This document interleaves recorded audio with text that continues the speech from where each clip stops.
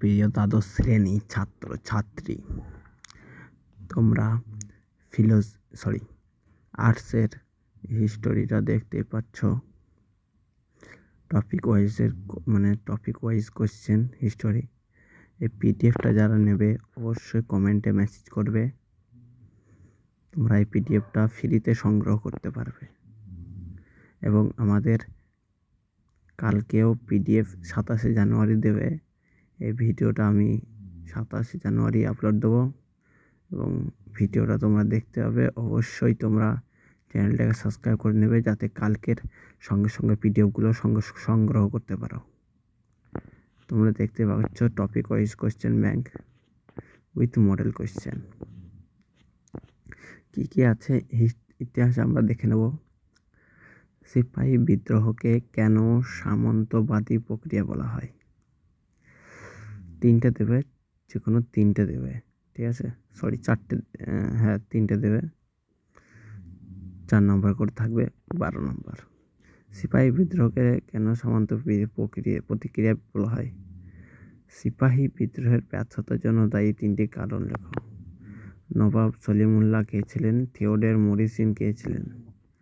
ভারতের সাংবিধানিক বৈশিষ্ট্য সম্পর্কে আলোচনা করো। Answer any one question out of 2 question, মানে দুটোর মধ্যে যে কোনো একটা লিখতে পারো। দুটোই টিকা। মুজিবুরনগর সরকার গঠন আর মুজিবুর রহমানের বিখ্যাত ভাষণ।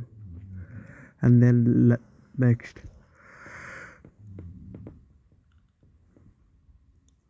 চার পাঁচা 20, যে কোনো 4টা করতে হবে। 4 মার্কের কোয়েশ্চেন 5টা করতে হবে। সিপাহী বিদ্রোহের ক্ষেত্রে সত্য বিলোপ নীতির ভূমিকা আলোচনা করো। এতগুলো তো সব বলে শোনানো তোমাদেরকে সম্ভব নয়, বলে অনেক লেট হয়ে যাবে। ভিডিওটা সেহেতু অনেকটা লম্বা হয়ে যাবে। পিডিএফটা যারা সংগ্রহ করতে চাও অবশ্যই মেসেজ করো, আর আমি একটু তুলে দেখিয়ে দিচ্ছি তোমাদের, ঠিক আছে?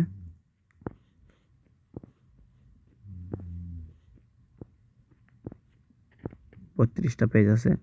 32টা পেজে আমি তোমাদেরকে তুলে দেখিয়ে দিচ্ছি। এখানে ইংলিশে লেখা আছে, আবার হিস্টোরি মানে বাংলাতেও লেখা আছে। এখানে ইংলিশ আর এখানে আমাদের বাংলা।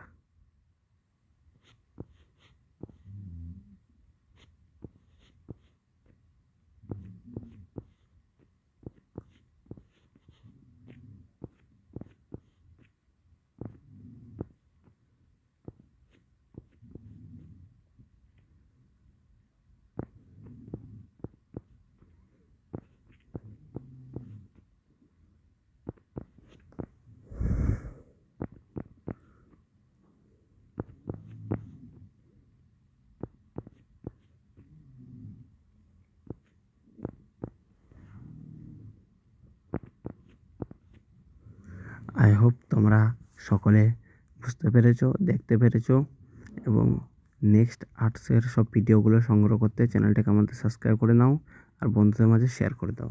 থ্যাংক ইউ, সবাইকে ধন্যবাদ।